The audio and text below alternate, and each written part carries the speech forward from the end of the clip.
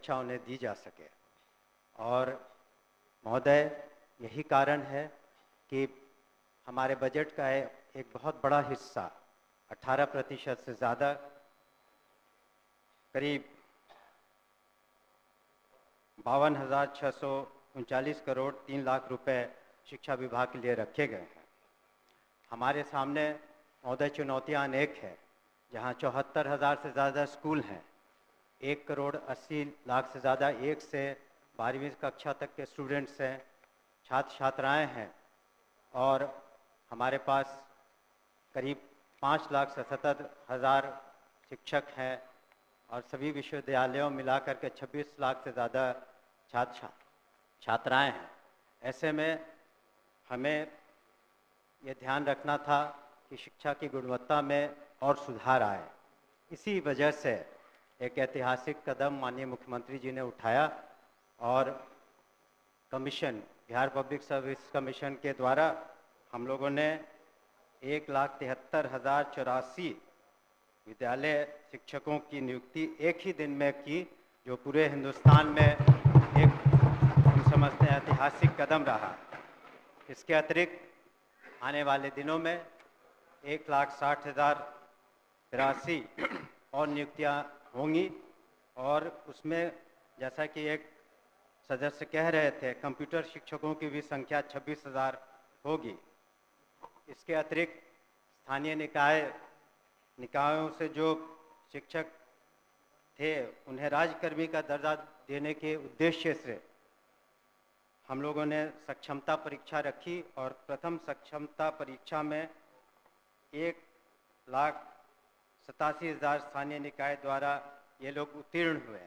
आगे चल के 85,000 से ज़्यादा लोग और परीक्षा दे रहे हैं, और हम लोगों ने यह ध्यान में रखा है कि जब नियमावली बनाएंगे उनकी सांतरण की, तो उसमें काफ़ी उदारता रखेंगे, खास करके महिलाओं के बारे में, और ख़ास करके असाध्य रोग या इस तरह के जो बीमारी से ग्रसित हैं या पति पत्नी हैं, तो उन लोगों का सांतरण में हम लोग विशेष ध्यान देंगे।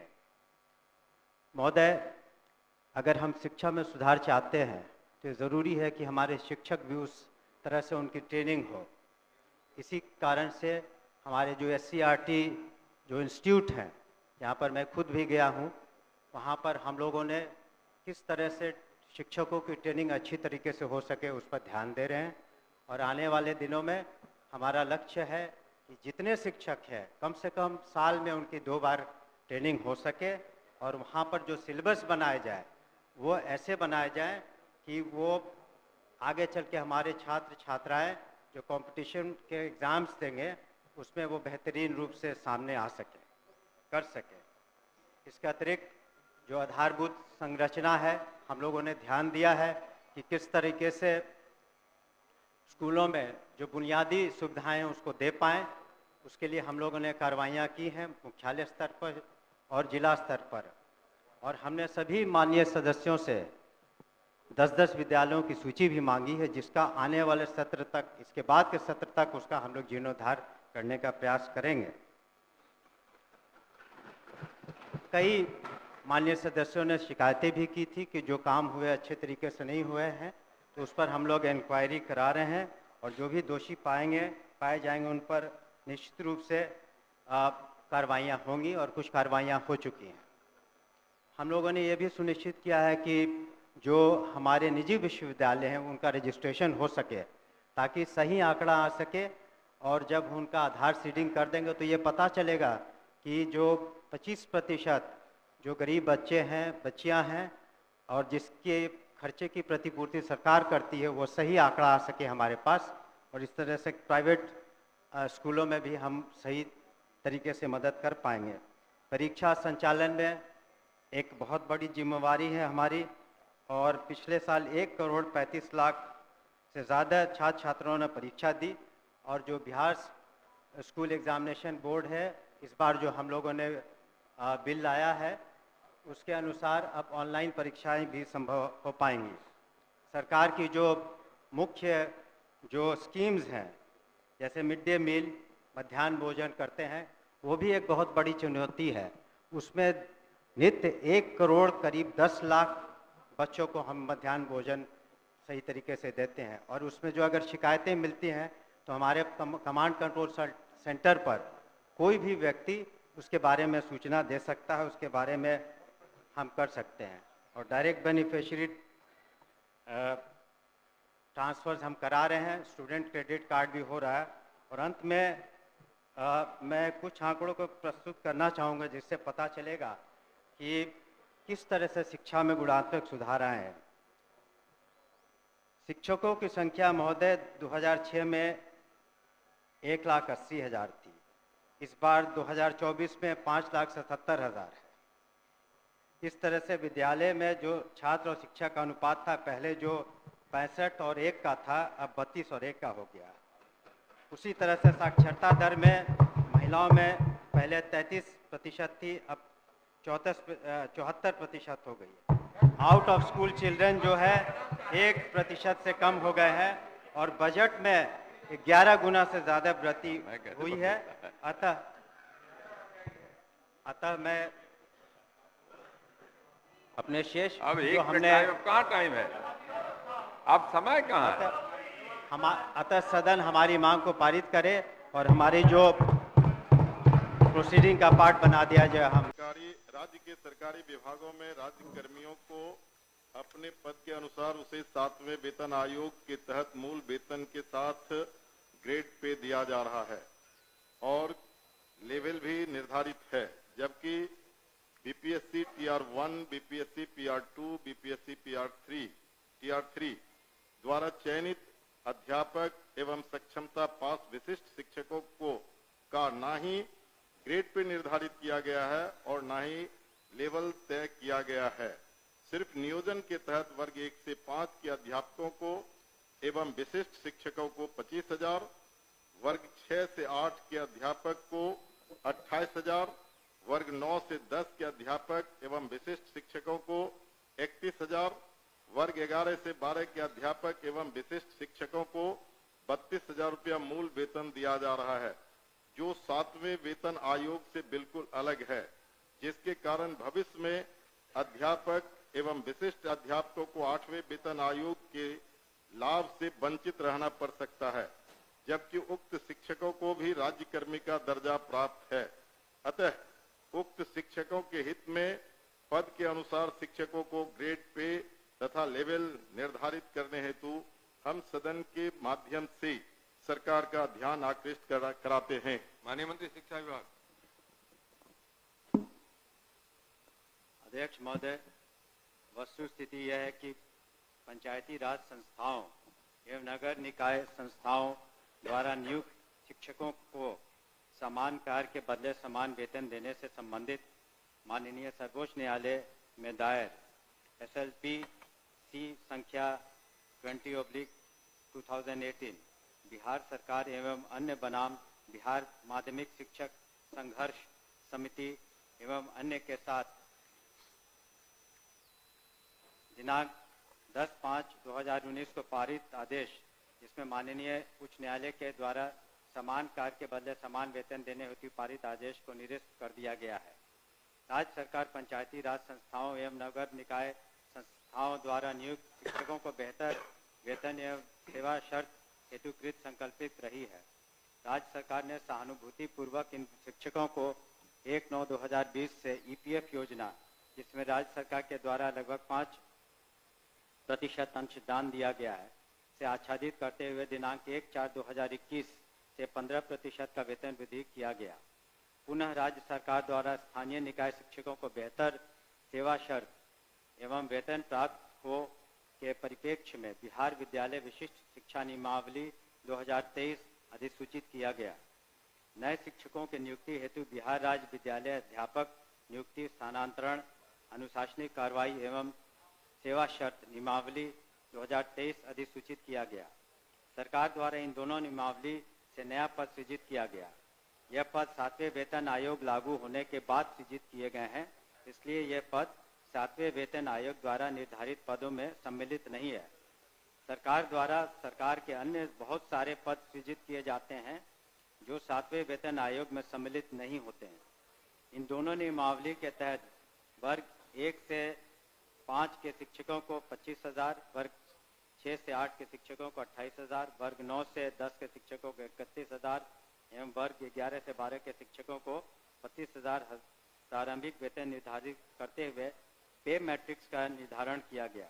उक्त नियमावली के तहत शिक्षकों को बेहतर प्रोन्नति का लाभ दिया गया। अगले संभावित जो वेतन आयोग 8वां वेतन आयोग में ये शिक्षा विभाग द्वारा इन विद्यालय अध्यापकों एवं विशिष्ट शिक्षकों के वेतन मान को उचित स्तर पर निर्धारित करने हेतु वित्त विभाग को अनुशंसित किया जाएगा। महोदय, मैं पूरे वक्तव्य को मैं सुना। सरकार बीपीएससी का एग्जामिनेशन लेकर के सरकार ने घोषणा किया कि वो राज्यकर्मी होंगे। दूसरी बात की सरकार ने ही घोषणा किया कि सक्षमता परीक्षा पास जो कर जाएंगे शिक्षक वो राज्यकर्मी होंगे।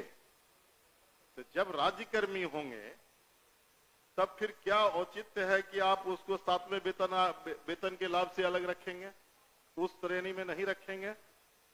क्यों उसको राज्यकर्मी का दर्जा देते हुए और राज्यकर्मी की घोषणा करते हुए उस लाभ से सरकार क्यों वंचित रखना चाहती है, ये मैं जानना चाहता हूं।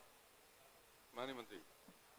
अध्यक्ष महोदय, इसमें जो विचार विमर्श किया गया वित्त विभाग से, ऐसी बात नहीं है कि सहानुभूति तो पूरी रखी गई। एक और आंकड़ा मैं पढ़ना चाहूंगा सदन के सामने। वर्ष 2003 में जो नियुक्त प्रशिक्षित शिक्षा मित्र थे, प्रारंभ में उनका नियत वेतन प्रति माह था 1,500, जो वर्तमान सकल वेतन प्रति माह हो गया 31,340।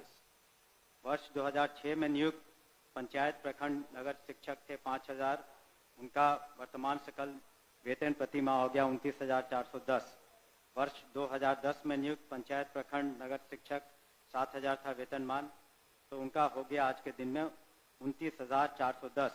वर्ष 2013 में नियुक्त पंचायत प्रखंड नगर शिक्षक 10,000 थे, उनका आज के दिन में 29,410 सकल वेतन प्रति माह हुआ। ये वित्त विभाग की सोच थी कि इनका 7वें वेतन आयोग से आच्छादित नहीं होंगे और इनके लिए अलग से उन्होंने एक पे मैट्रिक्स बनाई। लेकिन साथ ही हमने ये भी कहा कि भविष्य में जब 8th पे कमीशन लागू होगा तो उसमें फिटमेंट कमेटी बैठती है और फिटमेंट कमेटी जिस श्रेणी में ये फिट करेंगे उसमें उनको आच्छादित करेंगे। धन्यवाद महोदय। जो सरकार के द्वारा वक्तव्य फिर दोबारा दिया गया, ये पुरानी बात को दोहराई गई कि जब नियोजन इकाई कई नियोजन इकाई थी, आपने 23 में उस तमाम नियोजन इकाई को भंग कर दिया। अब जिला स्तर पर नियोजन इकाई आपने गठित कर दिया, जितने जिला है उतने ही नियोजन इकाई है। और आपने आपके फैसले से सरकार ने फैसला लिया कि अब तमाम जो पहली प्रक्रिया थी उसको हम समाप्त करते हैं और बीपीएससी से एग्जामिनेशन लेकर के हम शिक्षक को बहाल करेंगे और वो राज्यकर्मी होंगे। दूसरा, कि सरकार से हम लोग बात कर रहे थे कि जो पुराने तरीके से पंचायत से, प्रखंड से, जिला परिषद से जिन शिक्षकों को नियोजित किया गया उनको आप सरकारी कर्मी घोषित कीजिए। सरकार ने एक फैसला लिया, सक्षमता परीक्षा जो पास करेगा वो सरकारी कर्मी होंगे। तो सवाल उठता है कि सरकारी कर्मी वो सिर्फ स्कूल में नहीं पढ़ाते हैं, उनसे आप चुनाव में बूथ पर भेजते हैं, उनसे आप जो है सो बीएलओ बनाते हैं, उनको कई तरह का सवाल करते हैं। जब वो सरकारी कर्मी आपने घोषित किया है तब सरकारी कर्मी के बराबर उसके समकक्ष 7वां वेतन क्यों नहीं देना चाहती है, ये हम जानना चाहते हैं। तो नहीं, उनका कहना है कि वो पुराना जो बताया 4,000 था, 2,000 था, 3,000 था। दूसरी बार खड़े होकर बोले तो नहीं सर अध्यक्ष महोदय, जब ये पूरा मामला वित्त विभाग में गया, वित्त विभाग इसमें सारी निर्णय लेता है। पे मैट्रिक्स उन्होंने नया किया और कहा कि ये 7वें वेतन आयोग से आच्छादित नहीं होंगे। और दूसरी बात ये भी है, हम इस बात को स्वीकार कर रहे हैं कि भविष्य में जब 8th पे कमीशन का इन्होंने बात उठाई है तो जब भी पे कमीशन केंद्र सरकार के द्वारा जब वो लागू होता है तो यहाँ बिहार में भी फिटमेंट कमेटी बैठती है और फिटमेंट कमेटी के अनुसार उस वक्त इसमें जिसमें करेंगे हम लोग अनुशंसा करेंगे, लेकिन अंतोगत्वा इन सभी मामलों में वित्त विभाग अपने वित्तीय प्रबंधन के तहत ही अंतिम फैसला देता है, जिसको सभी को स्वीकार करना पड़ता है। धन्यवाद। हो गया आपका? नहीं सर ठीक है, वो लोग पूछेंगे, लेकिन मेरा सबमिशन है सर, सप्लीमेंट्री मेरा ये है कि वित्त विभाग से सारी प्रक्रिया को पूरा करते हुए तब आपने बीपीएससी का एग्जामिनेशन लिया और तब आपने राज्यकर्मी का दर्जा दिया, तो साथ में वहीं घूम फिर के आ रहे हैं आप। साथ में वेतन का आप लाभ उसे क्यों नहीं देना चाहते? ये सरकार एक लास्ट करते हैं सर, एक ही बात तो बोल रहे, बोलिए अध्यक्ष।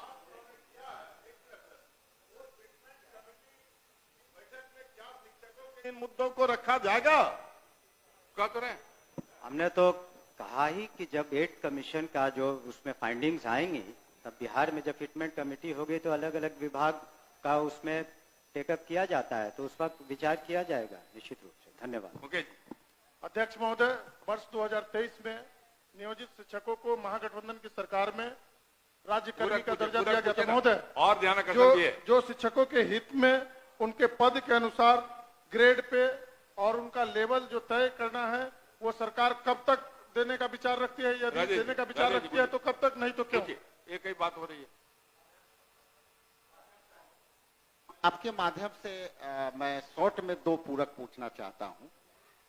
क्या सरकार को ग्रेड पे निर्धारण करने में आर्थिक बोझ आ रही है? और यदि ये आर्थिक बोझ आ रही है तो सरकार बतावे कि कितने की आर्थिक बोझ आ रही है, तब जो है वो इनको करने में क्या कठिनाई आ रही है आर्थिक बोझ आने में? ये मेरा सवाल है। बैठिए, और कोई पूछने वाले नहीं ना है? चलिए आप बताइए। महोदय, ये तो जब ऐसे मामले वित्त विभाग में जाते हैं तो नीति निर्धारण और सारी समीक्षा वित्त विभाग करती है, तो वित्त विभाग का निर्णय सभी को मान्य होता है और इस पर क्या आंतरिक जो वित्तीय बोझ रहेगा सभी चीज़ों का कैलकुलेशन उन्होंने किया होगा, तभी इस तरह का उन्होंने इस निर्णय पर पहुंचे जिसके बारे में हमने सदन को अवगत किया है। अध्यक्ष सूचना को पढ़े। अध्यक्ष बैठी हो गया नहीं